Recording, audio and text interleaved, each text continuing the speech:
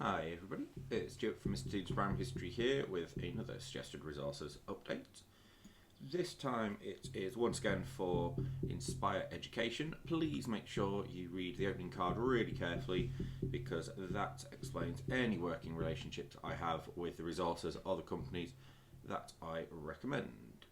What I'm going to do is show you some of the new updates on this brilliant piece of software and explain about how I would use it alongside a unit of work such as the prehistory units that I've just launched on the website. Let's take a look. So currently on the screen you can see the topics page. There is also a literacy page with lots of English units that I'm not going to be looking into, but it is there if as an option should you like it. There have been quite a few useful and exciting updates that may be of interest to different schools, such as the new Anglo-Saxon and Viking section for Upper Key Stage 2. Even though it says Upper Key Stage 2, absolutely can be used with Years 3 and 4 as well. The one that's really caught my eye is down on the bottom right, and if you know anything about me, you will know that early Islamic history around the Golden Age in Baghdad is my utter favourite. So I'm really excited to see what's coming with that one. It's very much caught my eye. Today though, I'm going to focus in on how we could use this resource alongside a unit of work on prehistory, which emphasises the concept of continuity and change. So, let's take a look. Now, when I press Explore Learning, you've got a really detailed page for subject knowledge, which has been put together by someone with a really in-depth specialist understanding. I'll just scroll down so you can see some areas. Notice the significant places. There may be some local to you. They might not, but if there are, let's tap into those. Chronology and all sorts of amazing things. Now, the lessons don't see Inspire as a scheme of work because, well, it isn't one. But it does feature a range of cross-curricular references that you can use to enhance that breadth of knowledge that we as primary teachers can. Now, something that will hopefully have caught your eye a second ago that I'm deliberately coming back to is here on the right hand side, Mozaik 3D models. Now, Mozaik is a brilliant piece of software that does quite something similar to Inspire, but it is different. And now with Inspire memberships, you do get access to these 3D models. So you can really tap into that all-important breadth that we can choose to colour to really customise what you want children to learn, understand, and give them repeated exposures in different ways.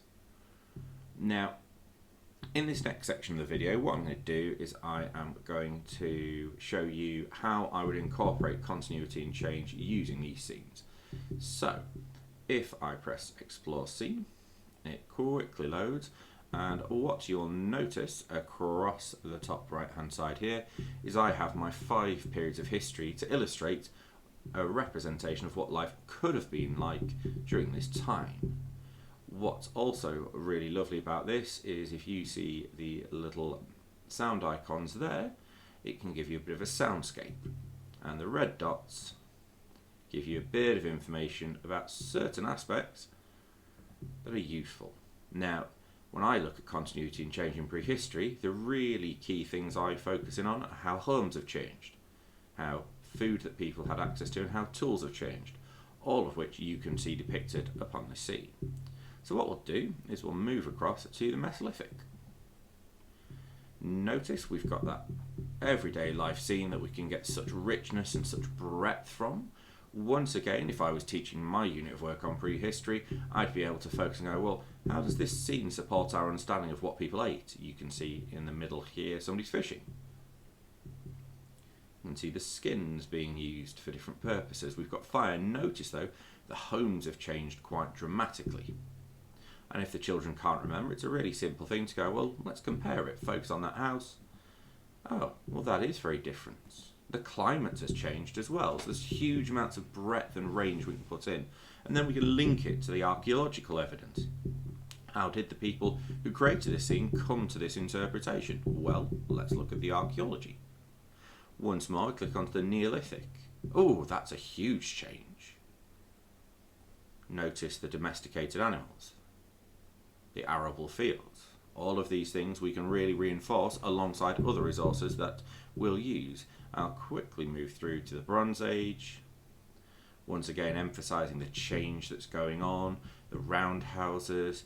We've even got the beginnings of a monument in the back right hand side. Bronze work is being used there.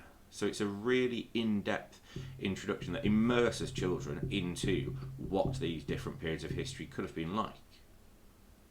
Last but not least, the Iron Age.